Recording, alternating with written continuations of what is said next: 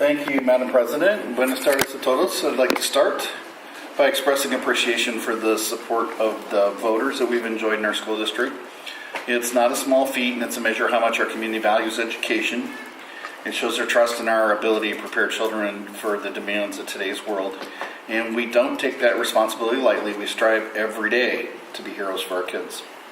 With this in mind, I'd like to remind everybody that our governing board in a previous meeting has called for a special bond election this November, which will be all mail-in. We also need to have elections in 2018 and 2019 in order to maintain the programs we currently provide. So we're sometimes asked why the state isn't building our schools anymore, and the answer simply is that they need a legislative appropriation, and they need to see us being overcrowded. The soonest they might provide some relief, we think, was 2025. Our new developments are going in just east of the Avondale city limits, and the city of Avondale has 3 subdivisions building out 367 homes right now. Vista Del Verde, the next phase of Roosevelt Park, and the last phase of Del Rio Ranch are scheduled to offer 1,270 home lots in 2018. After that, Lake and Master Plan Community will be bringing in 3,500 lots. Hillcrest is holding on 700 lots to see where the final alignment of State Route 30 finally will sit in the southern edge of our district. Our population is increasing, and as of today, we have already crossed the end of the year enrollment threshold from last year and will exceed our average daily membership estimate by 450 students and climbing. At this rate, we expect to exceed 6,000 students before midterms, which is an all-time high enrollment for the Littleton School District. Choice enrollment is allowing us to maintain our small class sizes. Small class size allows for more personalized instruction and protects the health and safety of our kids. Our challenge this fall may be that there are no more teachers to hire in Arizona. With the approval of our voters in the November bond election, we'll buy land and build a new K-12 campus with construction beginning in 2020 or 2022, depending on the growth in our enrollment and our tax base. We also expect to acquire 2 school buses to transport more kids. We estimate the tax rate to change from 93 cents to no higher than $1.09. That means the average residential property impact of less than $5 a month for the life of the bond service. Now, Tolleson Union and Tolleson Elementary districts will also have questions on this mail-in ballot this fall. So our community is being asked again in no small way to step up to support the referrals of these governing boards. I know a political action committee is formed to help get the word out, and our own Mr. Curtis Nielsen is involved with the committee. The district is only allowed to inform voters about the election. So if you want to be more involved, I suggest you get a hold of Mr. Nielsen after the meeting or anytime. And thank you so much for your service, Curtis. Remember, the deadline to get registered to vote is October 9th.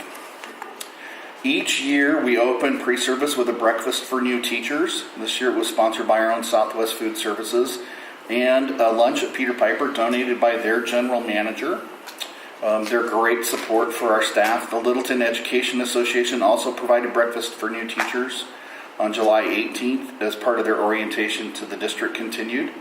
President Shosnick dropped by both days to greet and welcome our teachers, and that was greatly appreciated by them. Second and third, and eventually all the continuing teachers joined the pre-service for meetings, targeted professional development, and to get their rooms ready for Meet the Teacher Nights. Turnout for Meet the Teacher Night was outstanding. Some of the teachers I talked to had 100%. We had over 4,200 families kicking off the school year and attending the event. Parents met their child's teacher. They were able to sign up, meet PTSA members, talk to food service employees, sign up for child help. There was an athletic presentation for interested athletes, their parents, uniform sales, and opportunities to explore musical instruments. Similar enthusiasm was felt the following morning at our annual kickoff. Thank you for bringing that up. Board President Ms. Shosnick welcomed the staff to a new year. Mr. Nielsen was there showing his support. That's always appreciated. Other distinguished guests included the Mayor of Avondale, Ken Weiss, Council Member Veronica Malone, who's also a staff member, Ms. Kelly Gentile, who's the President of the Littleton Education Foundation, and Ms. Nora Gutierrez, who's the superintendent now at Towson Union High School District. Our keynote speaker, as mentioned, was Dr. Adam Sainz, the author of the best-selling book, The Power of a Teacher. He was inspirational. His life story is a lesson on transforming personal strengths and becoming a resource to the benefit of others.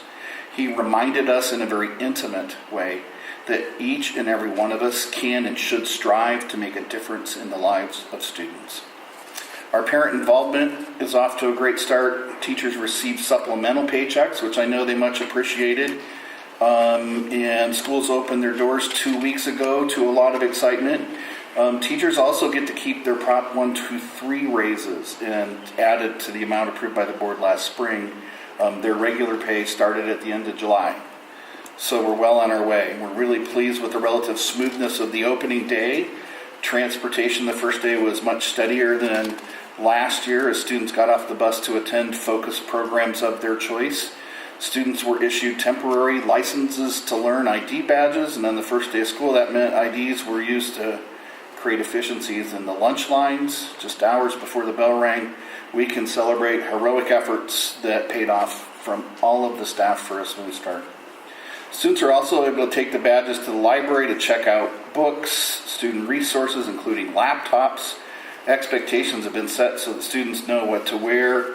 License to learn ID badges. I think actually the ID badges have helped the kids look, I think, sharp, probably the sharpest they've ever looked in all of our schools. By now, they have permanent cards in grades 3 through 8 already have their laptops, all within the first 2 weeks. As enrollment is settling, we're keeping a close eye on student counts and class size targets. Dr. Kelly will provide some details when she touches on recruitment efforts and current staffing later in the meeting. We want to continue to move forward with the final phase of construction for the Fine Arts Academy, and Right Hand Construction poured the concrete slab for the floor of the third building last week. The assembly of block walls is the next step. It'll typically take about 5 or 6 weeks to top out the masonry, and we're looking forward to a finished product later this year that we can all celebrate together. Now, I promised to have more information on the summer feeding program. We had another year of good community participation. Meals were served through July 14th at Estrella Vista and Littleton schools and through the 31st here at the Bistro. A total of 13,038 meals were provided to children in our community through 18 years of age. Meals served in 2017 were 14% greater than the number served in the summer of 2016, and we're proud to be able to provide that support to our families in our community. Littleton coaches and athletes are getting ready for basketball season. Tryouts begin this week, and our athletes are excited to get on the court, come out and watch those games. In closing, I'd like to express appreciation to the district, the Musical Instrument Museum, for their donations for student field trips, and to Sandy Steffen for donating school supplies for student use. And that's all I have this evening.